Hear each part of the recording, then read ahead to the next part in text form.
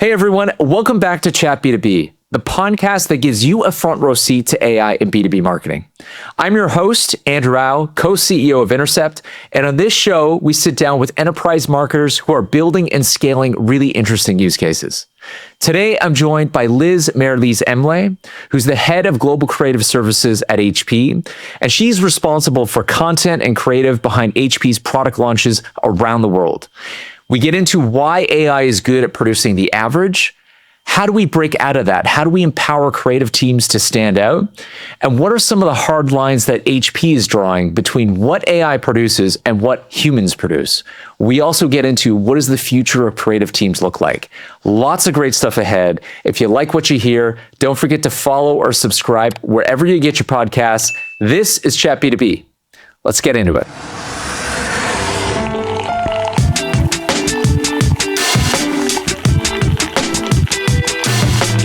So, Liz, we'll set the table for everybody. I mean, you lead content and creative services for HP globally. So, for the audience, if you could just set the table, what does that kind of cover? What's like the full remit for the team? Sure. So, to simplify it, because of course it's never as simple as it sounds, but we produce all of the content, sort of structured and unstructured content for product launches globally. And then we also have creative services. So for ad hoc projects that require anything from sizzle videos to social media, whatever the needs are for our marketing organization, our team helps pull that together. Awesome. So it's pretty much everything under content and creative. Do you find, because you mentioned sort of the product releases and launches, is that cycle happening faster and faster? I mean, I feel like it is, like as a consumer, because so much stuff is being launched and new formats and new this, but what's that like? So the product production cycle itself has not significantly changed yet. We are still a manufacturing organization, so it is still very much following the same processes and steps that have been in place for decades now.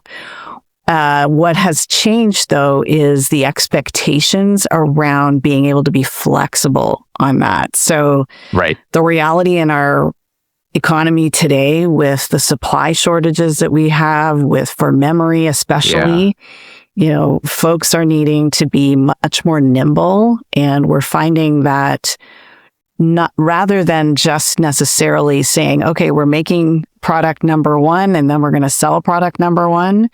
Now it's like, oh, well, I can only get product number 3 today. So, let's quickly pivot and make sure that we're able to do that. So that's what is changing. And that's where that feeling of sort of chaoticness is coming from, is just having to constantly manage at the last minute.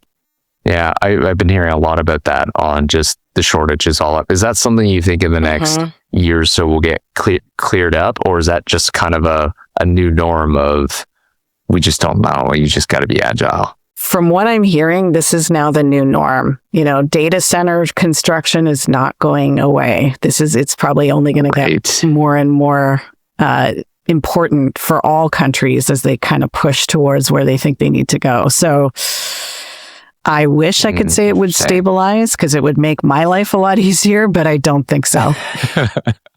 Yeah, that's interesting, because it's like, then I can think about how do you plan your releases, your go to market, when again, you got to make sure you got inventory to move. So that's an interesting challenge. When you think about, AI and leveraging AI for a lot of your workflows today, where do you see AI delivering value in, whether it's content or creative services? Where's it delivering value? Where isn't it delivering value today? Where is it not ready yet? So specifically to content creation, we've been partnering with our agency partners to really bring AI into some of the more templatized and repetitive work that we need to do. So, we launch hundreds of products which have thousands of pieces of content every year. Some of that needs to be very specialized and to really stand out, but then some of it think e-commerce content, for example, is very templatized. Right. Amazon does not care that you wish it was a different size. You have to conform to their specifications. So some of that work, our agency partners have really managed to help us find some real efficiencies in. But then lots of the process is still the traditional linear product production process that we've had for decades. Yeah, got it. So it sounds like the downstream execution, there's some efficiencies there that's being sort of unlocked, like what we call sort of the keep the lights on work, where it's the work that you have to do. Your partners expect you to produce it, versus sort of that frontier work, which is how do we just like redefine the buyer experience? So more to keep the lights on at this point. Well, even within what we would have called keep the lights on content, there's pieces to that are easier to templatize than others, right? Like, we have been able to templatize, annotated images, for example, where you're really, for a computer or a printer, you're really focusing on the same things, even if the names of those things are changing. Got it. But for the baseline product imagery that supports that is not something that you can templatize. So even with, the angles being fairly standard for a picture of a printer or computer, the initial creation of the computer graphics that support that takes a lot of love and attention. So it's because, we want our products to look as beautiful as possible, and we want the soul of that product to come through in the imagery, even at the most transactional level. So we definitely spend a great deal of time on that kind of upfront work. But then once you're having to reproduce the same ad in multiple languages with the same image over and over again, that's where you find advantages. Okay. So, and how much of that do you see as, because we've had like dynamic creative optimization, like DCO for a long time, where it's like, hey, just swapping stuff out, which is more like workflow automation than AI in a way, depending on how it's done. Is it more of that where it's like, hey, you got to swap out, make sure that the right image is being used in the right, scenario. So it's really like the assembly work, or is it actually creating that image or a variant of that image and AI is being used in that case? I actually love that you're making that distinction, because I think that so many people mix the two up. Automation is actually the biggest pieces of the advances that have been made recently, whereas true AI for the work that we're doing is harder. So, for us, the representation of our products is absolutely key to what we're doing. And so far, AI cannot generate an object, namely, especially a complex object like a printer or a computer, effectively, accurately, pixel perfect at scale. It just doesn't work yet. And so we really are challenged to figure out how, therefore, does AI, true AI, fit into our workflow when we cannot risk error. So, because there is literally zero tolerance for any type of AI hallucination on what our product looks like. Yeah, I thought your product had 6 USB ports. It's like, actually, no, it's actually no. Yeah. As a global organization, obviously you've got a higher threshold, a higher bar to hit than, if you're an SMB or mid-market, where there's just probably a little bit more grace, right? You're not as much in the limelight. But it's interesting because what we're seeing is, you can get there, but it takes a lot of work. And I don't know, how much more efficient it is when you have to run like multiple layers of this QA. But then it's, do you take a shot of the back of the shell of the laptop as opposed to the keys, because on the keys it's every single letter on the key. It's it's almost like controlling for how much detail you have in the shot, but it is hard. It is very, very hard to get it pixel perfect, so I can definitely see that. Yeah, and we are exploring with some partners in terms of how we could possibly do that, just because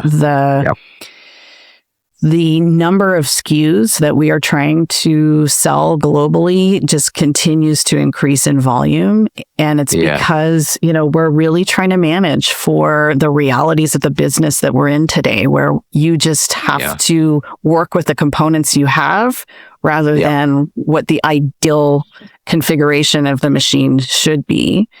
And so, we're trying to manage for not an infinite variety of imagery, but quite a large variety of imagery that with the traditional methodologies and humans doing the work, it's just literally not possible.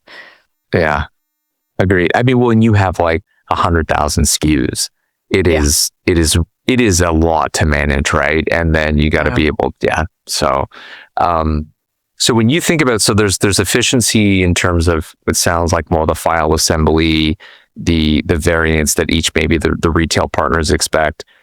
When you think about upstream on like just creative and coming up with creative ideas and concepts and campaigns, I feel AI is very good at bringing you to the median, or just the sort of the center point or the average, which is kind of counterintuitive to like creativity, because you want to break through and you want to be unique and different, and so you don't want to be the same as everybody.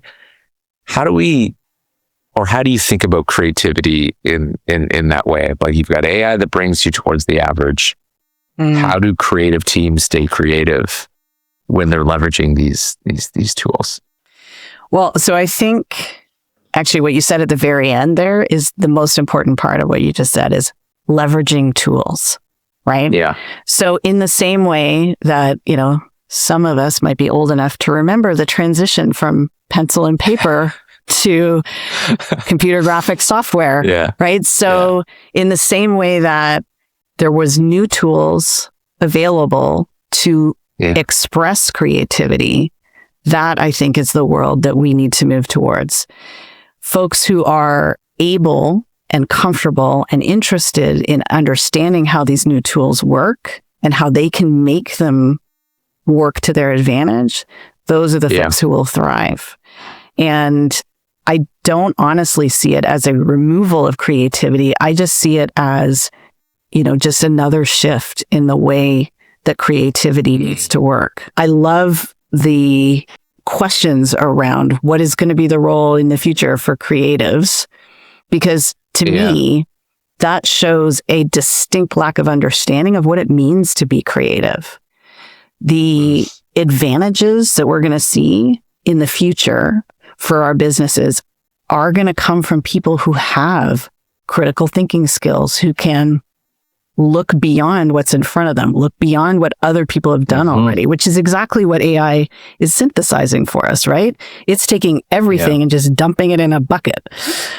And so to be successful in the future as a business, those who can allow for that type of pushing of the boundaries, of allowing for that questioning of the norm, of the status quo, those are the businesses that are going to actually be more successful and outstrip their competition.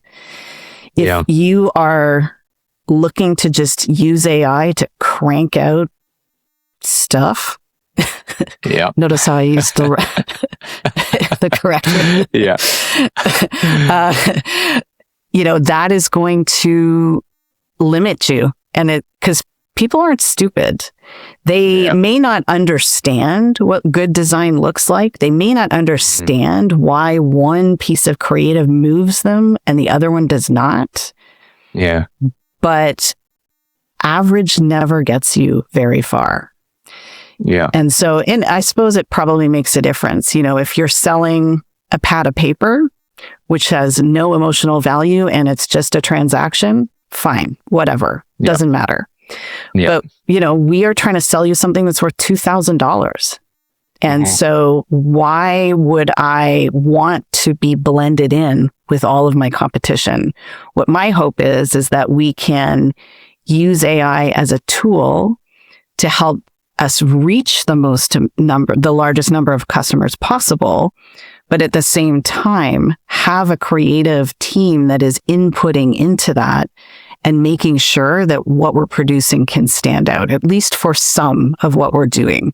You always have to balance between bringing the customers in the first place, and then when they're ready and when they're actually interested in making a purchase, then you're ready with that more tactical information. But you've got to be able to do both. One of the things that we talk about here is sit with the ambiguity. Not just the creative team, but strategy and client services and ops. Don't immediately go to the AI tool stack or Intercept OS to help solve it right away. Sit with the ambiguity and think on it. And it's okay to take that time to do that, because I think AI can quickly feel like an easy button. And it's the way that we see this is it's a thought sparring partner, and you need to give AI permission to disagree with you and so forth, but you need to sit with that ambiguity. I think that's an advantage. It might not be the fastest way to do it, but I think it's how you're going to get the most thoughtful output. I love that you're doing that with your own staff, because, I certainly see the uptake on AI internally at HP is either in, very tiny, very specific, functionality, or it's the sort of bigger, we partner with Microsoft. So we're all using Teams, and we're all using Microsoft 365, and it's Copilot is a great tool. It's a great tool that you're able to help with a lot of outputs, but I can see it when my colleagues have not put enough effort into what's being shared, right? I don't know why, but all of the outputs from AI, they always seem to be formatted in the same way. I'm like, really? You couldn't have just customized it a little bit? It's the telltales, So, and you see it on LinkedIn all the time too. It's like, you wrote this post using LinkedIn AI. It should have a tag on it.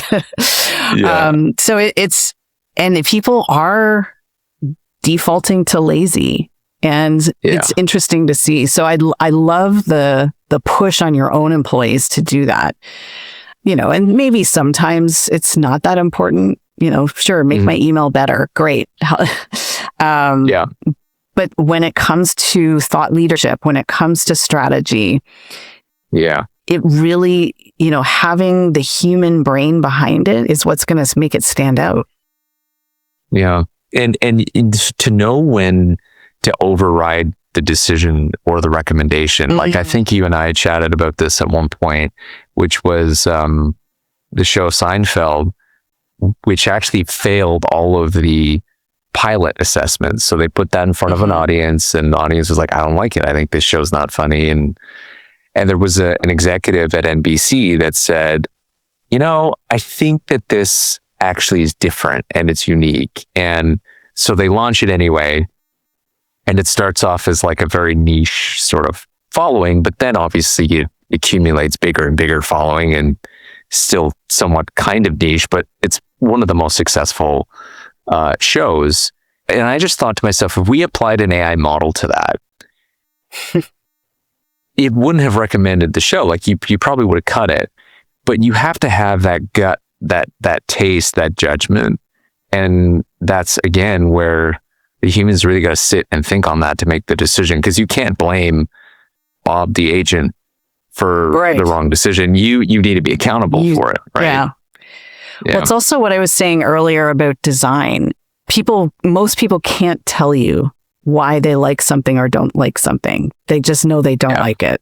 And a good designer, a good creative thinker, they're able to tell you at a level of finesse that AI just cannot give to us right now, in terms of why you should make a particular creative decision versus another.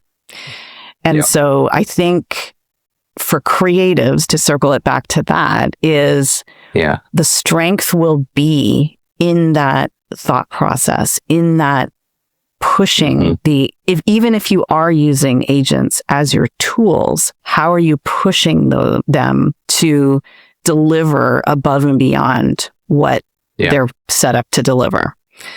Yeah. So that'll be interesting to see where that creatively goes in the future. Because I think, unfortunately, we're just going to see way too much garbage.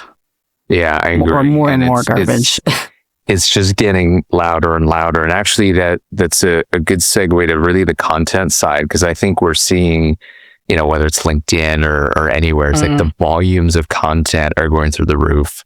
I think Amazon was reporting the number of books now that are being pushed through Amazon or available through Amazon is like up some crazy number, because it's so much easier to just put content out there. And so I think the question that we're thinking about, I'd love to get your take on this, is what is the implication of that? And how do you stand out in this sea of, like you said, kind of garbage content that's out there? Yeah. Well, and I think it's going to get harder and harder, because I think about the nature of our business. To your point, we have 100,000 SKUs out there live in the world right now. And a lot of them are very, very similar. And so we used to have this mindset of like every product is a special baby and we must have very unique, value propositions and so on. Whereas now it's like, okay, well, maybe this family serves a particular customer need and has a particular customer benefit that we want to lean into. But within that family, maybe the decisions become more tactical. Is it about just, speeds and feeds and price points? Right. But we can still sell you on what the overall customer benefit is of thinking about that type of product. Yeah. And some of our competition does probably a better job of that than we've done historically, but that's something that we're really looking at. And so how do we, within those keystone pieces of content, within that, the creative thinking that goes into the value proposition and the messaging around that, that's where a lot of the real effort and creative decision making happens.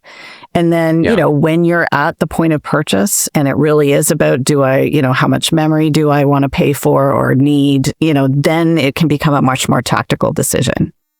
Yeah, that makes sense. Because to me, I see that as like the core messaging and positioning framework, like the richest source of what you want to say for that family of product.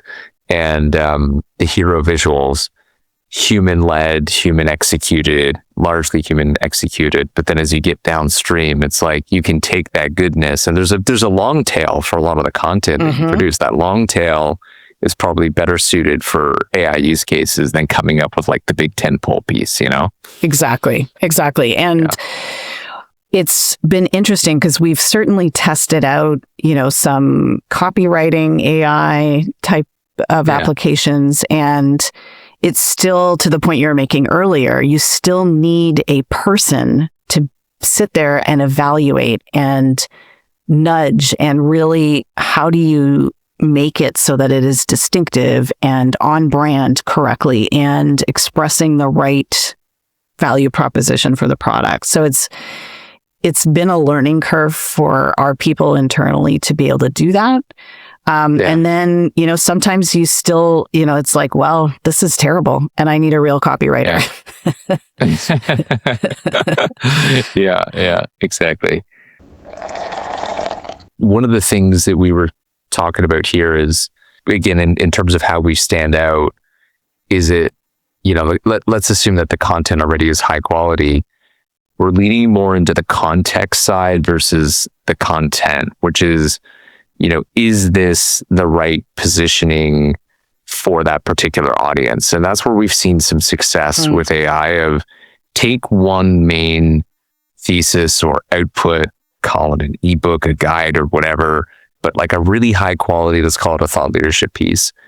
But then how do you make that relevant for a chief legal officer for a chief marketing officer versus, a segment, a small business, a big business versus an industry. And I think that, investing a lot of time in resources and energy around is, how do you create this real time in the moment customization? So at the point that I say, hey, I want to consume this content, how is the context perfect for me? And that's something that, I don't know, I'd love to get your take on that, sort of like context versus like the content itself, and, what you think is valuable there.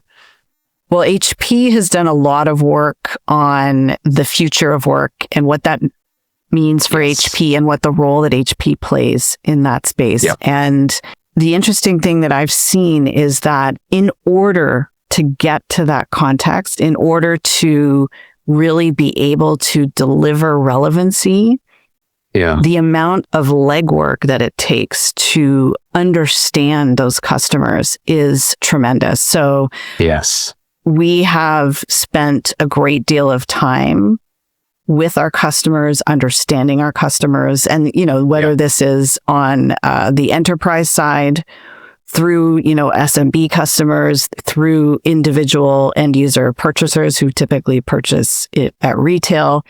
It doesn't matter. We are really trying to understand how they use technology, what role that plays in their life, and which parts are the true benefits for them, so that instead of having to spend that time at the end, at the tail end, where, by the time you're there, if you're not already on the list, you're not getting on the list.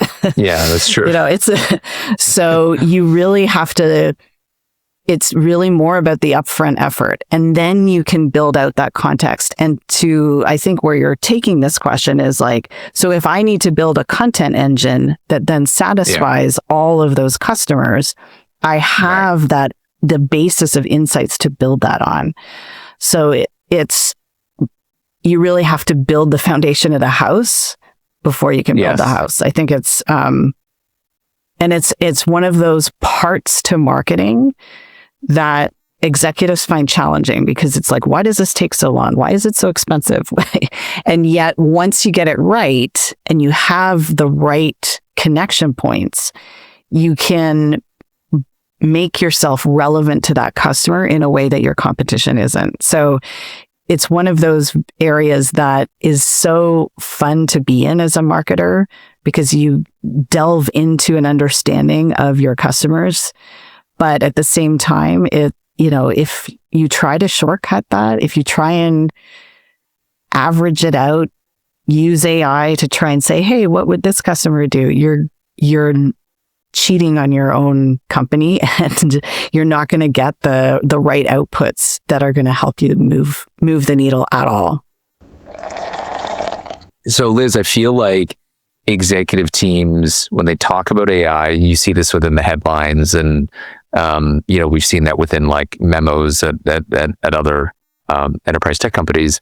Efficiency seems to be the pursuit. That's kind of the main thing of like, we can make this more efficient. It's do more with less. Is that the right framing? Do you think efficiency is the promise of AI, or do you think that it's actually something else? That is the big question these days, right? I think for better or for worse, we have to confront the reality that, especially in the enterprise space, I cannot speak to, small companies right now, but in the enterprise space, that's just the reality. The board of directors, the C-suite, it's always about efficiency, and there have been different levers for that over time, layoffs, cuts, whatever it is. And now AI is the new lever.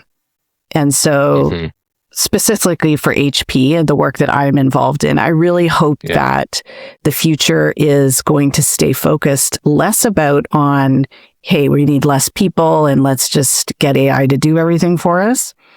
And instead, it becomes a conversation around, great, we have AI now to help us do all of this grunt work that we had to have people do before. What that does is that frees up the resources to then be innovative, to focus on the core of marketing, and to be able to do that thinking that you were talking about before, that perhaps got bogged down in the complexity of what we have to produce. And so in the future, what I hope we see is honestly, just a repurposing of those resources, because the companies that can bring up that thought leadership can improve their strategic thinking and critical thinking in the marketing function. They will be the ones to jump ahead of the competition. If it becomes all about cuts, you're going to get what you pay for, just like everything else. Yeah. And it's going to be, sure, you're going to continue to push cheap product through all of your partners and your sales, end of point sales, but you're going to end up just with mediocre results, I think. Whereas if you're really pushing the boundaries, getting people to think about new things, new avenues, new formats, whatever it is, then that will be the key to being successful. So we'll see where it goes. I think you're going to see both. And the companies that win are going to be the ones who understand that using humans for what humans are good at and letting the AI do what it's good at, those will be the ones that are successful. I agree with you. And I think that's really well said, because, like we've talked about before, the whole ghost GDP, thesis of around make everything more efficient. And what does that do? It eliminates the customer base, and then we basically have no more economy and we don't have any GDP growth. I think that is only true if we don't do anything that is truly creative and new and value creation. And I think that's where we need to focus on, because, AI, yes, is an efficiency driver, but it's like that's not the promise of, to me, I think it's not the big unlock for AI. And I think you're saying the same thing, which is, what is the new stuff we can go do and create and solve that is going to create GDP growth? Because I think if you're just going efficiency first, there's a limit to how efficient you can get without cannibalizing your business through an elimination of the customer base itself. Like if you just want to cut everything, I don't think it benefits humanity or society. Yeah. And I think it's Elon Musk who's presented that vision of the future. It's just going to be all the robots all the time. But that's not the way humans work. We aren't going to just sit there and do nothing. People are creative. People want to be doing things. And so will it shift where work happens? Will it shift the type of work? Yes, absolutely it will.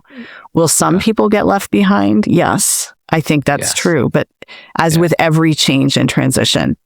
But at the same time, I think with human creativity, we will see new uses and new things that we just can't even imagine today. So I'm actually somewhat optimistic. I don't see that full, Terminator vision of the future. I think it really, we humans always just imagine and are curious and always want to find new things. So I don't see the robots taking over the world.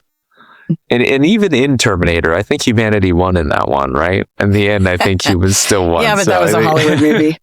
Yeah, that's true. It's a very good Hollywood movie, but still. A very good one, yes. Sam Altman and others have talked about just universal basic income and how that's kind of what we need to get to. And yet, I get there's more to life than work, but I think work is still it's ingrained in who we are. It's part of our identity. And so if you take that away from somebody and go, hey, here's a check every month, you're never going to have to work. I don't know how happy people would be. So. Well, and, let's be real. Like, can you see the US government ever actually implementing something like that? I don't think so. Right. In Canada here, we have a more socialist mindset probably, but still, I mean, but I agree with you. I think nobody wants to just sit still and do nothing. And, sure, laying by a pool with a margarita would be nice for a day or two, but then you're going to be bored. And then what are you going to do? Exactly. So I think, whether it's just that jobs change or whether that there's brand new jobs that just don't exist right now, new things will happen. And I wonder, perhaps in the best case scenario, perhaps it opens up doors to art and music and so on that don't exist now. But on the other hand, I think, people want to make money too. Some people, that's their motivation. And the competitiveness of capitalist society appeals to some people. So, then what are you doing? So I think there's just so many elements to human nature that there's no one answer to that question. So Liz, lots of noise right now, whether we still need creative headcount in the AI era and how many people. I think maybe a better question is like, what do people just focus on next? So how do you think about redesigning roles when the work's changing so fast, and what roles do we need, going forward on this side? So what I'm seeing so far is there is, if anything, almost an increased need for creative roles. Perhaps where the impact is most felt right now is at the junior, like many other places, the bottom end, where you're just, it's more tactical and iterative. Yeah. But from a strategic creative leadership, it's never been more needed, because the ability of an AI model to independently do anything is non-existent. So you still need guidance, direction, strategy, and you still need somebody who can assess what good design looks like, what the right tactics might be, what direction do you want your brand to lean into. That's not something that AI can come up with at all. That is creative thinking. And I think that is the most key element for the future of creative in our world. We love it, right? But it's also that if we just default to AI, which has learned from what everyone's done before, that is like the antithesis of creative thinking. I remember reading a quote that creativity is the last legal advantage that we have in this world or in marketing. Interesting. And I agree that models generally are very good at bringing everything towards the median or the mean. And so it's this sort of fast path to mediocrity. But if you want to stand out, and that's what creativity is all about, right? Is standing out, differentiation. That, like, to your point, you need human direction and that creative taste to know what good looks like. I think generally too, we probably need to free people up to be creative. And what I mean by that is, like, how much time are people spending creating and generating new ideas? And I would say that probably not a lot. Right. Yeah. And so, I can tell you internally at HP, and this is actually not new. This is a legacy comment in that marketers have struggled for years to balance the amount of administrative work and the amount of tactical work that they're required to do on a day-to-day basis to be able to have the time to have that freedom to think. And, it's partially just a characteristic of our modern world. We're on Teams or Slack or whatever chat channel. We're on email all the time. You're on virtual calls all the time. And it's very, very hard to really put those walls up to say, I'm going to blockade this time to actually spend some doing some deep thinking.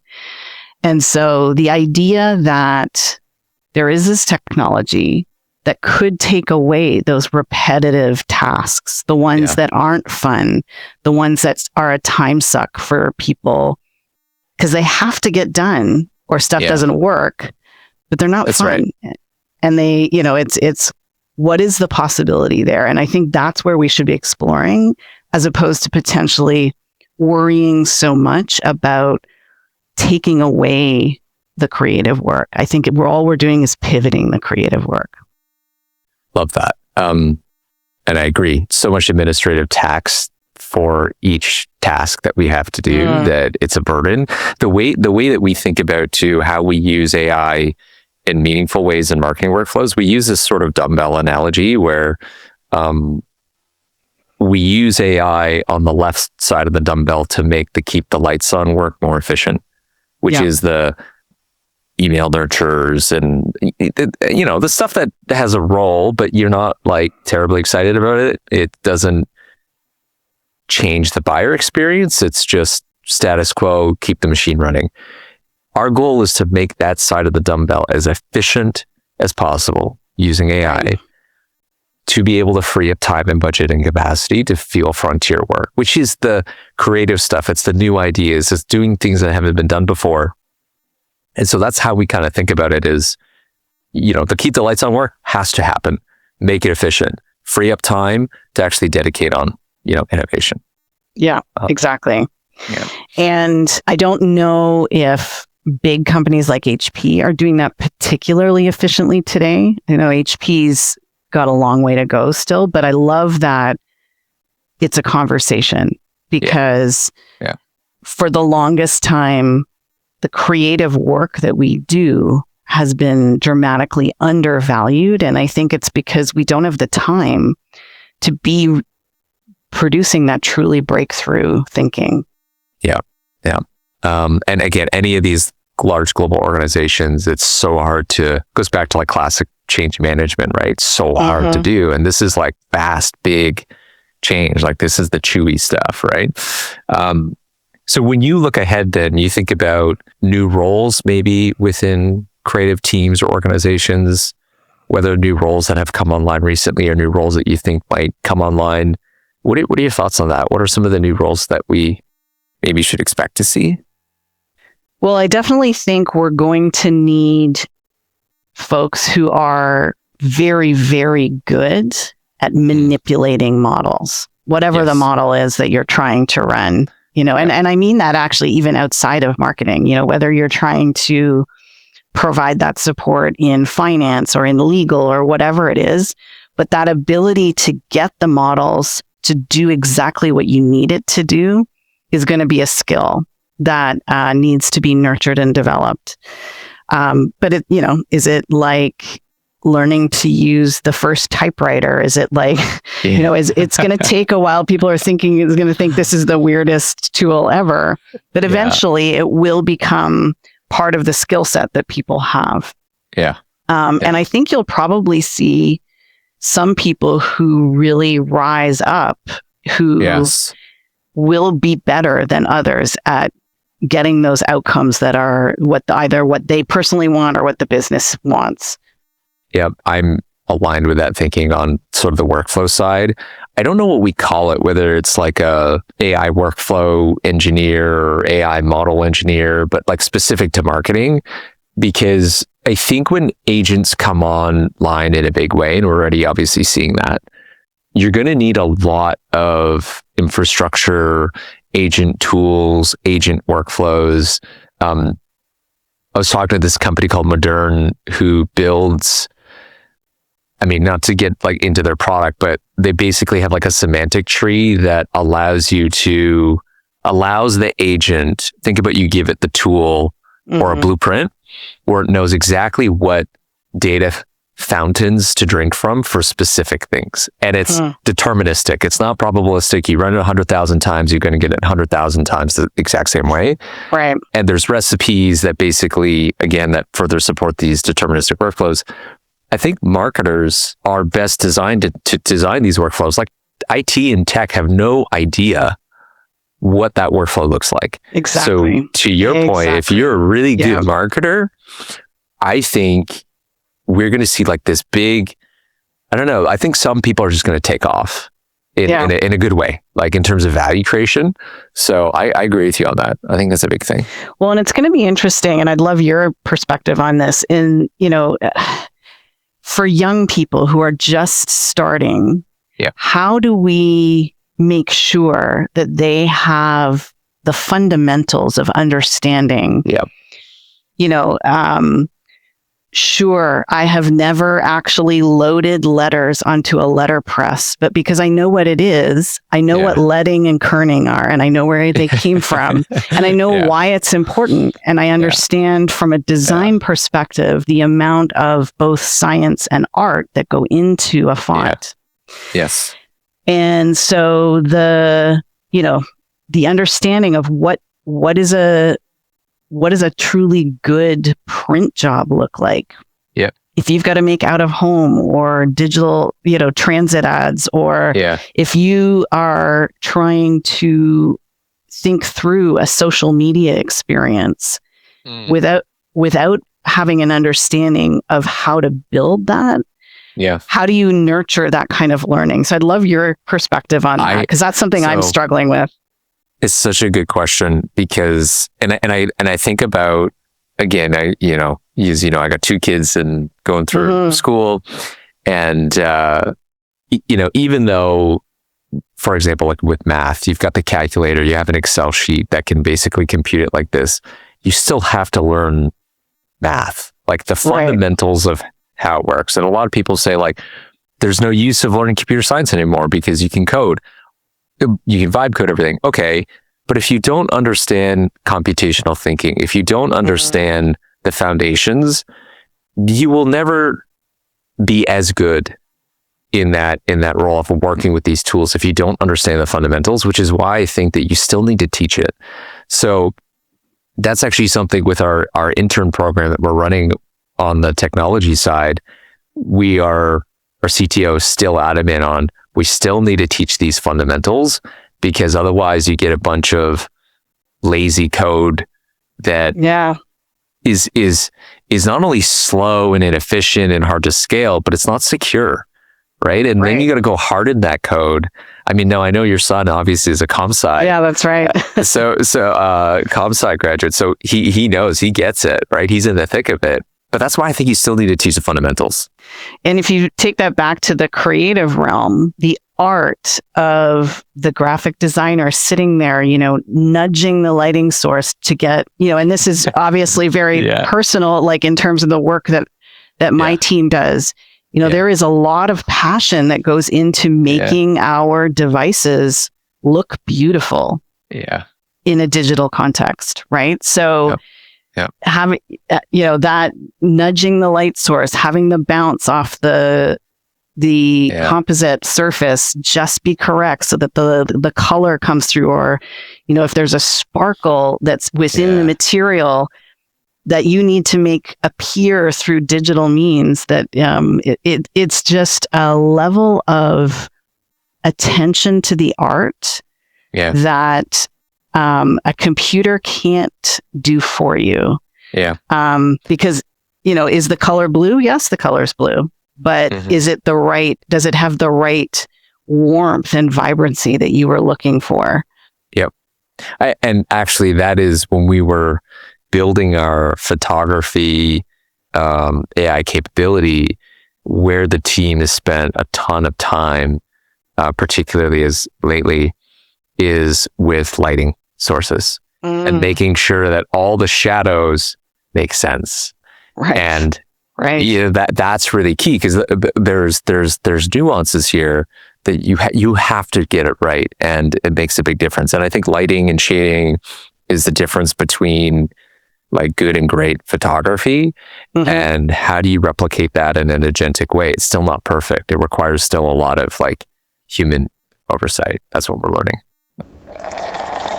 Liz, I wanted to ask, you've talked about preparing your team for jobs and potential scenario that doesn't exist today. We can't really define it. How do you best prepare people for the unknown?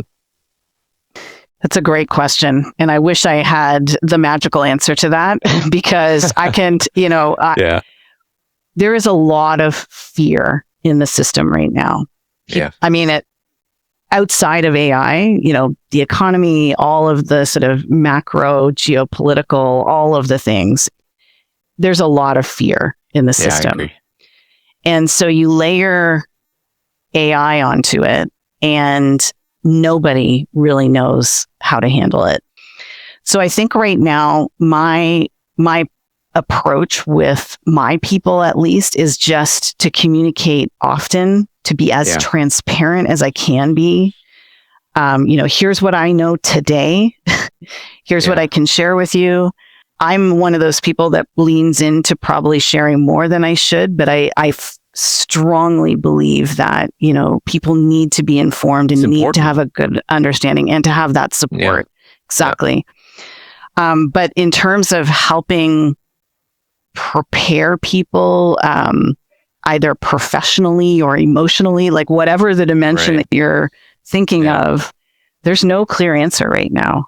The amount of change that people have seen in the last year, but even, the last 5 years has just made it even more difficult. So we just have to continue to nurture, continue to over communicate, and just try and help people along that path.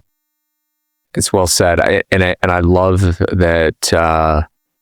You're focused on just being honest and transparent, because I think along the same path, which is just be honest that you don't know how this plays out, right? Mm-hmm. And be honest that it's going to be painful. Like if you look back, there's a great study. I'll send it to you. It was an HBR article that was titled "Don't Automate, Obliterate," and it was from the 90s, and it looked at how when companies poured a ton of money into computers, the whole thing was, well, computers are everywhere, but we are actually not seeing the impact. We're not seeing the ROI or the productivity gains.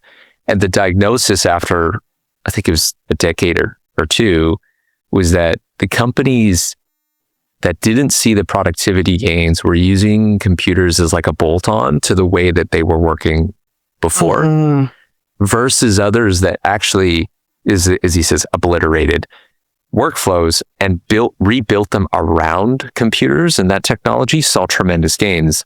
And so I do think that is likely what is happening with AI, because there's the whole, like, what's the ROI of AI? Nobody can. Right. No one can identify it. Yeah. Right. Nobody can say that this is. Which is why the focus is all on money and how many people can we get rid of, because we now have this magical new technology. Yeah. Exactly. So I think being honest about that, and it is going to be, it's going to be painful, but I think it'll be worth it, So I agree. If we can figure out how to help people reposition their own skill sets, but then how to help our leaders really see the value in rethinking what we're doing, that will be a tremendous win. Yeah. Yeah, exactly. And I think we need to be ready for the moment. And maybe the moment isn't quite now where we can go to the executive team and say, hey, this is exactly where you're going to get the ROI, etc. Maybe the tools aren't quite there yet with, like we were saying, with lighting, with photography and all that. But I think the question really is going to be, who will be ready to extract the most value when the tools and the infrastructure are ready, And so exactly to your point, how do you prepare people? How do you train them? And it's actually funny. Now I'm seeing more and more people opt out of management roles and get into IC roles, because they're like, I need to get more hands-on to understand how the hell this thing works, and I need to be ready for the moment. So, but yeah, I love your focus on transparency. I think rather than trying to spin up a story that just people are like, I don't believe this, exactly. Just be honest. They're going to see through it right away. Yeah.